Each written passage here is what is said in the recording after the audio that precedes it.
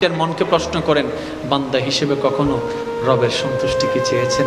একবার কি বলেছেন, মওলা আমার উপর তুমি একটু সন্তুষ্টি হয়ে যাও, আমার উপর একটু তুমি রাজি হয়ে যাও? একবার কি বলেছেন, মওলা আল্লাহ তোমাকে রাজি করার কোনো এবিলিটি ক্ষমতা আমার কাছে নাই, তুমি আপন গুণে আমাকে একটু ক্ষমা করে আমার উপর রাজি হয়ে। এবার সালেহীন আল্লাহ ওয়ালা বান্দা মুস্কি হেসে বললেন, একটা কাজ করো, তুমি টেকনিকটা একটু গুড়াও, তুমি রাস্তাটা একটু গুড়াও। বলে যে কিভাবে?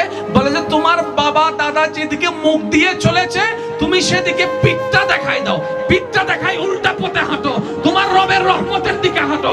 যখন তুমি রবের রহমতের দিকে হাঁটতে থাকবা, অটোমেটিক তোমার চাওয়ার দুনিয়া তোমার পিছনে হাঁটতে শুরু করবে।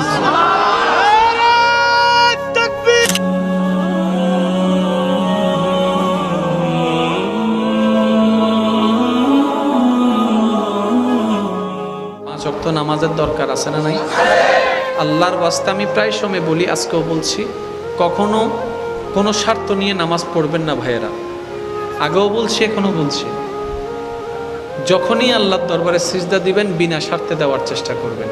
কিছু পাওয়ার আশায় নয়, কিছু চাওয়ার আশায় নয়, শুধু বলবেন ইয়া রব তুমি তৌফিক দিয়েছো, আমার মতো পাপী বান্দা আজকে নামাজের মাধ্যমে তোমার দরবারে দাঁড়ানোর একটু সুযোগ পেয়েছে।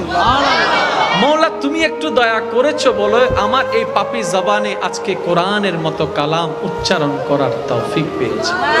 ও মওলা তোমার দরবারে দাঁড়ানোর মতো ন্যূনতম যোগ্যতা আমার কাছে নাই, আমার দাঁড়ানোটাই প্রমাণ করে সেটাই তোমার দয়া, সেটাই তোমার মওলা। এতদিন পাগল ছিলাম, দুনিয়ার স্বার্থবাদী ছিলাম, যখনই নামাজ পড়েছি অনেক কিছু চেয়েছি, এটা দাও সেটা দাও, এমন করো সেমন করো, ওইটা দাও সেটা দাও, চেয়েছি মওলা। মওলা আজকে কিচ্ছু চাই না, আজকে শুধু একটা জিনিস চাই। রব জিজ্ঞেস করবে, বান্দা কি চাস তুই? এবার আপনি বলবেন, মওলা কিচ্ছু চাই না, তোমাকে চাই, তোমাকে চাই, তোমাকে চাই। জগৎ জিজ্ঞেস করবে, চাকরি তোর লাগবে না?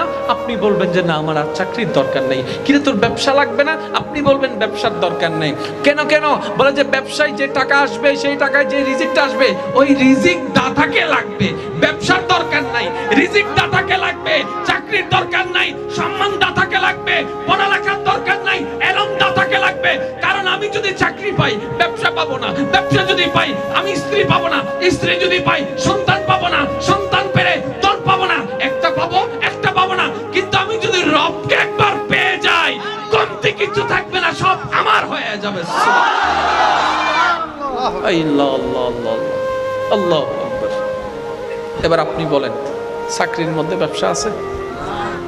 চাকরির মধ্যে ব্যবসা আছে? ব্যবসার মধ্যে পড়ালেখা আছে? এক একটা। কিন্তু রবকে নিয়ে আসেন, সুবহানাল্লাহ না হয়। এবার আপনি কারোর সাথে ঝগড়া করার দরকার নেই, নিজেকে প্রশ্ন করেন, জীবনে যতবার চাকরি ব্যবসা বউ খুঁজেছেন আল্লাহর কাছে, তার 10 ভাগের 1 ভাগ আল্লাহকে খুঁজেছেন বলেন? এবার বুঝতে পেরেছেন কোন জায়গায় ধাক্কাটা খাইছি আমরা? কথা বলেন না কেন? দলাদলি বাদ দেন না ভাই, অনেকদিন হয়েছে তো। এবার নিজের একটু ভিতরে একটু চুপ দেন না। আপনি আমি যতবার বলেছি মওলা পরীক্ষায় পাস করাই দাও, গোল্ডেন এ প্লাসটা দাও, ন হয় ফানলার পরীক্ষার আগের দিন গোল্ডেন এ প্লাস দাও, আল্লাহ করে আল্লাহ এবার যদি পরীক্ষা ফাঁস করি ফেলা ইয়েন আর হাইতেন ন আল্লাহ, এইবার যদি আইয়ান তুমি বাঁচে যাই গই বিপদ ইয়ে নতুন আর বইতেন ন। দুদিন বাদে আবার নামাতে তো আরো জোর হন ভাই। যত যা চেয়েছেন আল্লাহর কাছে, যতবার প্রিয় মানুষকে চেয়েছেন, যতবার প্রিয় মানুষের জন্য কল্যাণ চেয়েছেন, যতবার আপন আপন দোয়া করেছেন, একবার নিজের মনকে প্রশ্ন করেন, বান্দা হিসেবে কখনো রবের সন্তুষ্টি কি চেয়েছেন? একবার কি বলেছেন, মওলা আমার উপর তুমি একটু সন্তুষ্টি হয়ে যাও, আমার উপর একটু তুমি রাজি হয়ে যাও? একবার কি বলেছেন, মওলা আল্লাহ তোমাকে রাজি করার কোনো এবিলিটি ক্ষমতা আমার কাছে নাই, তুমি আপন গুণে আমাকে একটু ক্ষমা করে আমার উপর রাজি হয়ে যাও? একবারও বলার সৌভাগ্য হয় নাই। সেজন্য আমাদের চাওয়াটা ছিল একদম স্বার্থকেন্দ্রিক, যেটাই নিজের দরকার সেটাই চেয়েছি। কিন্তু আমরা যদি চালাক হতাম, রবকে চাইতাম, রবকে পেলে সব পাওয়া হয়ে যেত। এবার আসেন সিদ্দিকে আকবর, সুবহানাল্লাহ জোরে বলেন। মক্কা থেকে মদিনায় যাওয়ার পরে দুনিয়াবি সম্পদ, ব্যবসা, বাড়ি, গাড়ি, এই সেই, তারপরও সিদ্দিক আকবর ধনী। কেমনে? সিদ্দিক বলে ধন নাই, ধনের মালিক আছে। কোন মাদ্রাসার শিক্ষা নাই, এলম দানকারী আছে। আমার কাছে ব্যবসা নাই, রিজিক দাতা আছে। আমি উনাকে নিয়ে আছি যিনি মালিক, যিনি খালিক। বলেন সুবহানাল্লাহ। সেজন্য যারা রবের হয়েছে, দুনিয়া তাদের হয়েছে। আমি ছোট্ট একটা কথা বলে শেষ করছি। মনে করুন আমরা যে বোকামিটা করি বুঝার জন্য, কারণ আমরা যত বুঝতে পারবো জিনিসটা তত করা সহজ হবে। এই আমরা এই এদিকে আল্লাহর নূর, এইদিকে দুনিয়া, তাহলে এটার একটা ছায়া পড়ছে কিনা দেখেন তো, বলেন না। তাহলে এই দুনিয়াকে যখন আমরা ধরতে যাই, অটোমেটিক দুনিয়া আমাদের থেকে দূরে পালায়। দেখেন, সেজন্য আজ পর্যন্ত যারা দুনিয়া চেয়েছেন কেউ দুনিয়া পায়নি। আপনি নিজে খেয়াল করে দেখেন, যারা দুনিয়া চেয়েছেন কেউ পায়নি। হয়তো 2 দিন, না হয় 5 দিন, না হয় 1 মাস, না হয় 2 মাস, আজীবন কেউ পায়নি। সবাই দুনিয়াকে দৌড়াচ্ছে, দুনিয়া তার থেকে দূরে পালাচ্ছে। এবার দাদা দৌড়ালো, পাই নাই, ব্যর্থ। বাবা দৌড়ালো, পাই নাই, ব্যর্থ। এবার সন্তান একটু ভাবতে বসলো, আমার দাদাও পাই নাই, বাবাও পাই নাই, স্বাভাবিক আমিও হয়তো পাবো। কি করা যায়? কিছু একটা তো ভুল আছে, ওই ভুলটাকে একটু শুধরাইনি। একজন আল্লাহ ওয়ালা সালেহিনের কাছে গেল।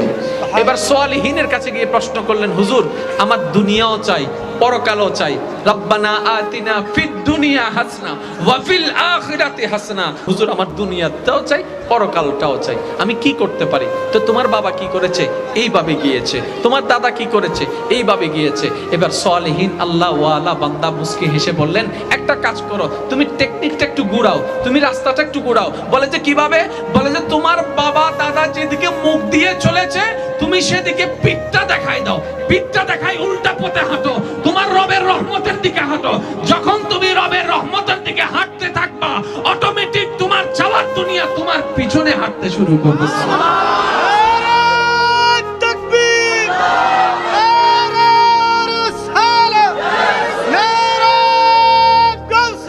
উচ্চ আওয়াজে বলেন না সুবহানাল্লাহ। দুনিয়ার দিকে যত দৌড়াবো, দুনিয়া আমাদের থেকে পালায় যাবে। যত রবের রহমতের দিকে যাব, দুনিয়া আমাদের পিছনে পিছনে যাবে, পিছনে পিছনে যাবে। সিদ্দিক আকবর দুনিয়া চাই নাই, কিন্তু দুনিয়া ওনাকে চেয়েছেন। ওমর ফারুক দুনিয়া চাই নাই, ওমর ফারুককে দুনিয়া চেয়েছেন। কেন? যারা আল্লাহর হয়ে যায় সবকিছু তার হয়ে যায়। বলেন সুবহানাল্লাহ। আল্লাহ আমাদের সকলের হাজিরি কবুল করুক, আমিন।